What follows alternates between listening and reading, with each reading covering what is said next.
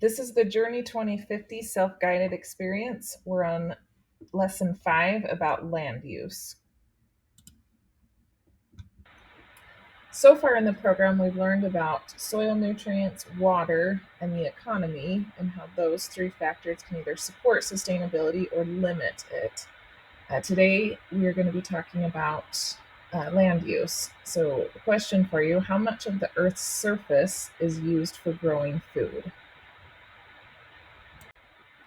If you take a look at the earth, not every portion of it is a place where we can grow food. There's a lot of water and looks like a lot of places that aren't ideal to grow food on.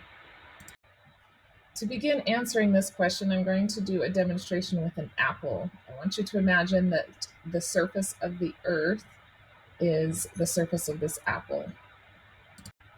I'm going to take this apple and quarter it, which will give us 4 pieces. With the apple cut in quarters, I'm going to take one of them away.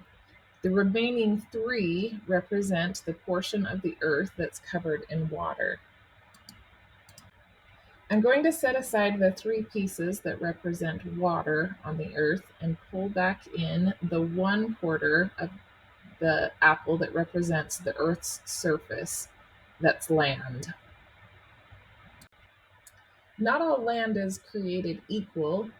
So I have cut this piece representing the land on the earth into 3 pieces. So they represent 1/12 sections.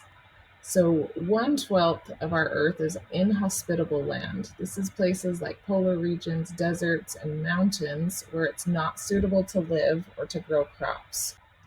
I'm going to set that piece aside and look at the next piece. This is habitable land. This is places where people live, but crops aren't grown. So think of places where houses are built, where there's roads and development, or public lands.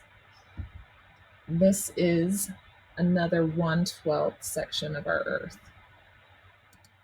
This last 1/12 section is Earth's agricultural land. This is the place where our food is grown.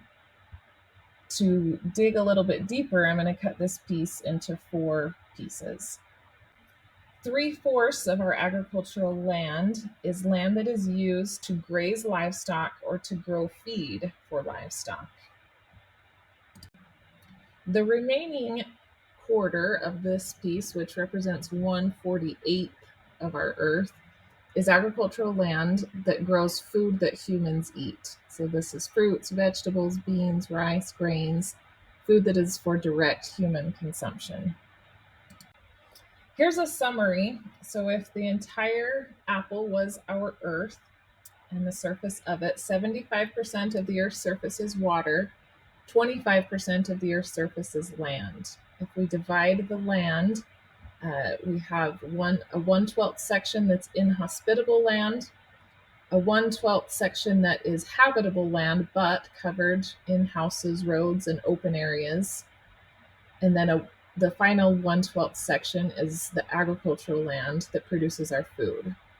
If we divide the agricultural land down, 3/4 of that is used for livestock feed and grazing, that then the livestock produce meat, milk, and eggs.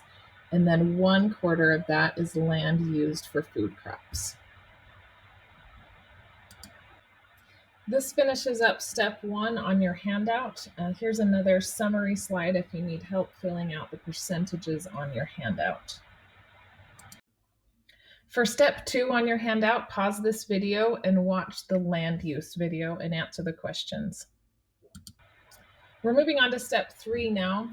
This is a question I have for you that you should be able to start answering with the information we've already been over, but why is land a precious resource? Just like water and soil nutrients that we've already talked about, land is also a limited natural resource that we have to provide for our needs.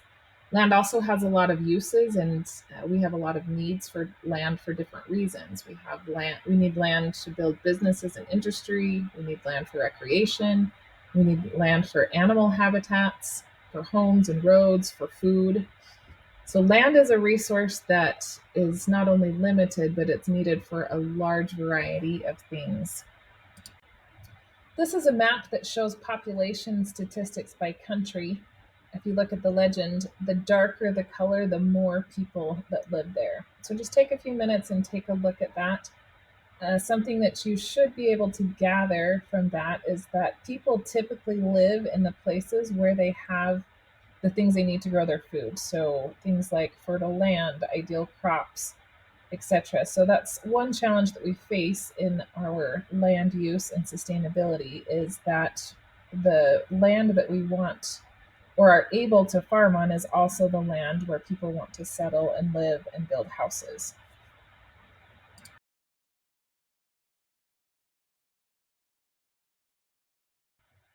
Before we move forward, I also want to go backwards, back to this map of the population statistics by country. Are these two maps correlated? Do you see any similarities between the two maps that show the population statistics by country as well as the agricultural land by country? I'll show you the other one once more. The answer is yes, there is a correlation between agricultural land and the places where people live. Homes and businesses are very often built in the places that have the best climate and soil for growing crops. In summary, best management practices, innovation, and technology is what helps us use only a fraction of the Earth's surface to feed a growing population.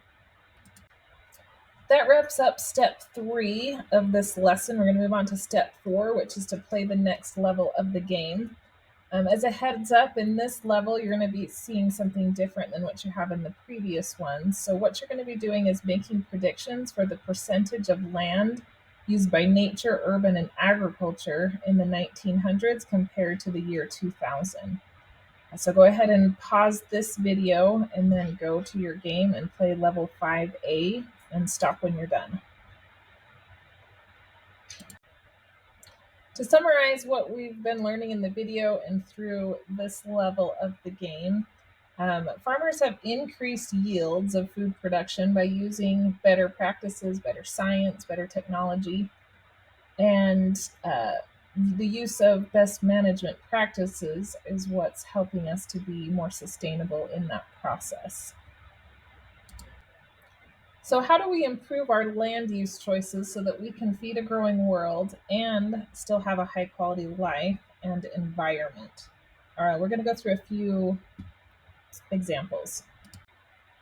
In natural habitats, we're going to replace what we use and keep the environment cleaned, plant native species, remove invasive species, and then don't just talk about stewardship, but actually take action. In agriculture, we're going to improve soil health so that we can grow more on the same amount of land. We're going to use technology to make more efficient use of our inputs like water and fertilizer. And we're also going to sustainably use the land that's already in production. In an urban setting, we're going to retain urban wetlands and riparian areas. We're going to reduce food waste and only buy what we need to eat. We're also going to build businesses up and not out to preserve the land that we have. We're almost done here on this lesson. What you're going to do now is review the key points. These are also printed on your handout. Listed as an additional activity to this lesson is to play the 5B level of the game. This is a world geography game. It's a Q&A style game that has clues embedded in each question. You're going to think of your favorite foods and sports and music and travel places, and relate them to the cultures in different countries. So you're going to explore some of the favorite things that come, or where they come from, and how trading goods around the world allows us to enjoy those things. This finishes up lesson 5 on land use. Up next is lesson 6 on careers.